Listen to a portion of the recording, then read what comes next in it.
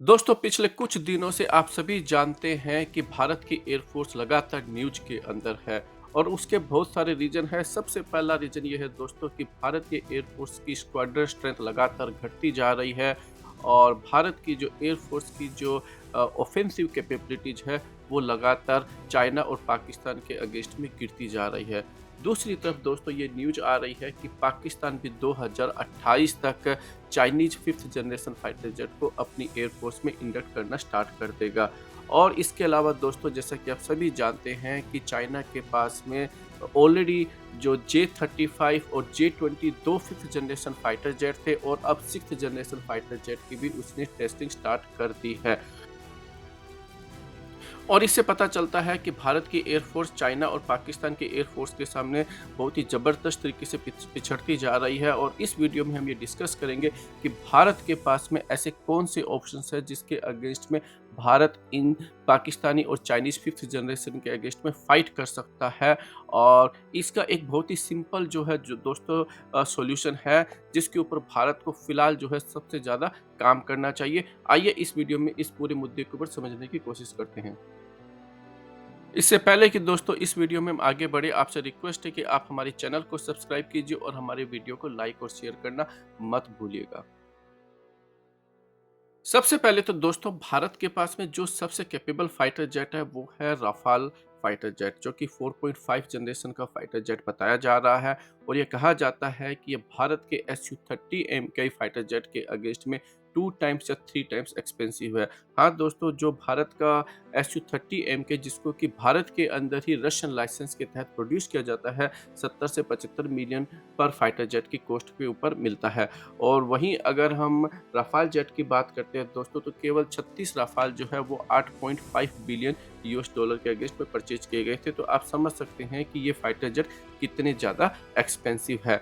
अब भारत जो है वो ऑलरेडी ये क्लियर कर चुका है कि भारत एडिशनल राफाल के ऑर्डर नहीं प्लेस करने वाला है, क्योंकि ये जो फाइटर जेट है दोस्तों बहुत ही एक्सपेंसिव है। क्योंकि जिस कॉस्ट के ऊपर हमें राफाल मिल रहे हैं उससे कम कॉस्ट के अंदर हमें अमेरिकन F-35 या Russian Su-57 fifth generation fighter jet मिल सकते हैं। लेकिन दोस्तों यहाँ पर ये समझने वाली बात है कि अमेरिका से हमने F-35 के लिए कोई भी अभी तक डिमांड नहीं करी है और न ही अमेरिका जो है हमें F-35 fifth generation fighter jet देने के लिए तैयार है। और वहीं रशिया जो है वो हमें लगातार Su-57 परचेज करने के लिए ऑफर देता आया है, लेकिन भारत जो है अभी तक इससे दूरी बनाए रखे हुए है। लेकिन दोस्तों भारत जो है Su-57 के अंदर ज़्यादा इंटरेस्ट नहीं दिखा रहा है, क्योंकि भारत की नज़र में ये फाइटर जेट अभी भी डेवलप हो रहा है और इसको भी प्रोडक्शन लाइन में आने में जो है लगभग 5 से 7 साल लगने वाले हैं। और भारत ये एक्सपेक्ट करता है कि हो सकता है कि 2035 तक जो है हमारा जो AMC फाइटर जेट है वो भी प्रोडक्शन लाइन पर चला जाए।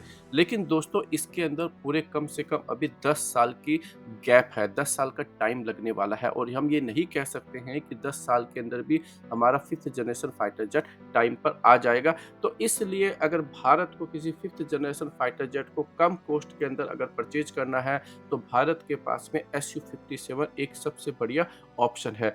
और ये ऑप्शन क्यों है, और इसी से रिलेटेड ही दोस्तों एक और ऑप्शन भी भारत के पास में है, आइए अब उस पर नजर डालते हैं। दोस्तों आप सभी जानते हैं कि जहां चाइना के पास में लगभग 1000 फिफ्थ जनरेशन फाइटर जेट होंगे और भारत के पास में अगर ऐसा ही चलता रहता तो 10 सालों के अंदर कोई भी फिफ्थ जनरेशन का फाइटर जेट नहीं होगा। देखिए भारत को अब जल्दी से जल्दी F-35 और Su-57 जो है उसको परचेज करने की कोशिश करनी चाहिए। लेकिन उससे पहले भी दोस्तों भारत को अपने जो फोर्थ या 4.5 जनरेशन के जो फाइटर जेट है, इनफैक्ट मैं कहूँगा कि भारत को अभी भी बड़ी संख्या के अंदर अपनी जो Su-30MKI की जो प्रोडक्शन लाइन है इसके फिर से ओपन करना चाहिए और बड़ी संख्या के अंदर इसका प्रोडक्शन करना चाहिए। देखिए दोस्तों Su-30MKI के ऊपर भारत अपनी खुद की अस्त्रा-1, अस्त्रा-2 और अस्त्रा-3 मिसाइल्स को इंटीग्रेट कर सकता है। और जो मेन डिफरेंस होता है दोस्तों, जो 4th या 5th जनरेशन फाइटर जेट है उसका जो मेन डिफरेंस है दोस्तों वो है स्टिल्थ।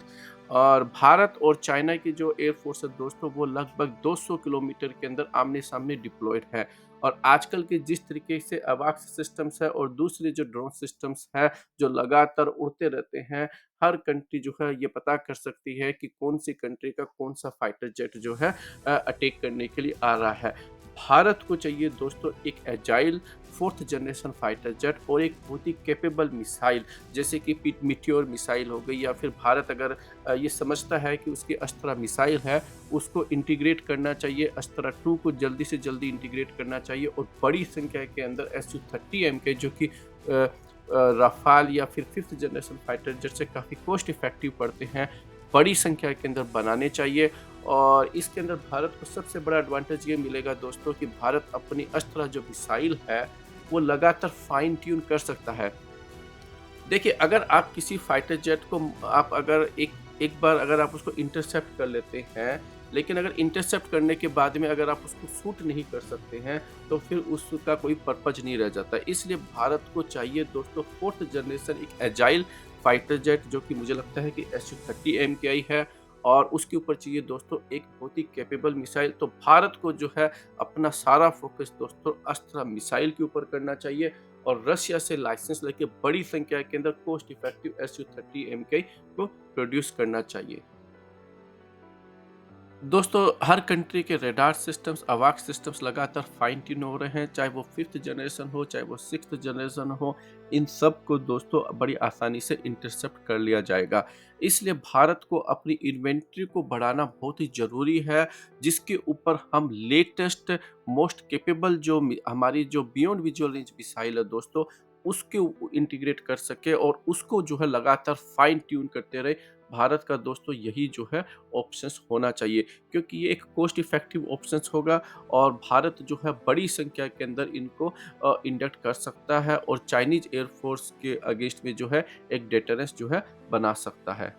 आज के इस वीडियो में दोस्तों इतना ही। आप अपनी ओपिनियन कमेंट सेक्शन में जरूर बताइए, हमारे चैनल को सब्सक्राइब कीजिए और लाइक और शेयर करना मत भूलिए।